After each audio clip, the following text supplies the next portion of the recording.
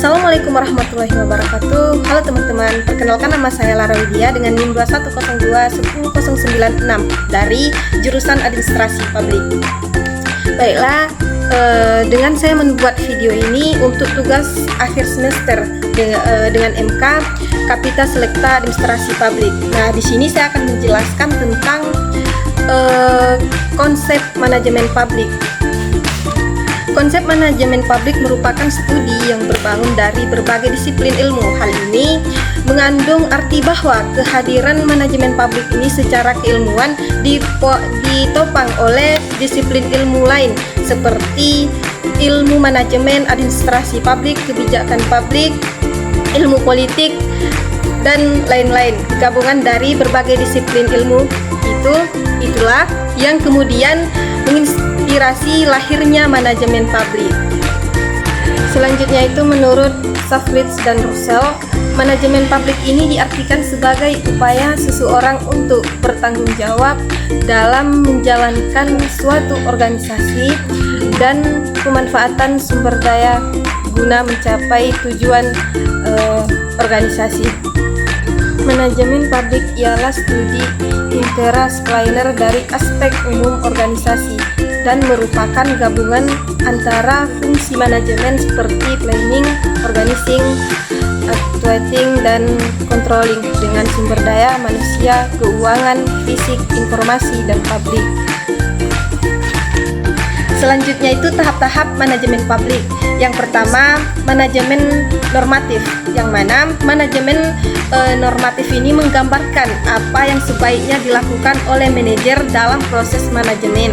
Selanjutnya itu manajemen deskriptif, menggambarkan apa yang dilakukan oleh manajer ketika menjalankan tugasnya, terdiri dari kegiatan-kegiatan personal yang seperti interaktif, administratif, dan teknis. Selanjutnya, manajemen strategis, serangkaian keputusan manajerial yang dihasilkan dari proses formulasi dan implementasi rencana dengan tujuan untuk mencapai keunggulan kompetitif.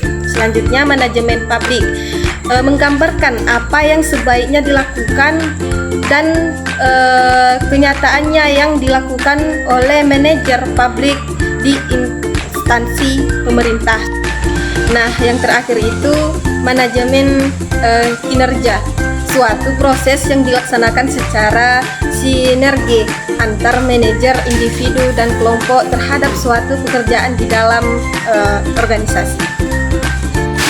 Selanjutnya, fungsi manajemen publik. Ada yang pertama itu ada training atau perencanaan, proses dasar yang digunakan untuk memilih tujuan dan menentukan cakupan pencapaiannya. Selanjutnya ada organizing atau pengorganisasian.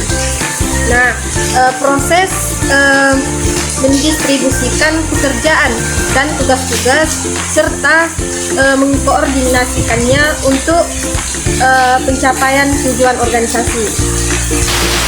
Selanjutnya itu ada actuating atau penggerakan, proses pemberian motivasi kerja kepada para bawahan sedemikian rupa.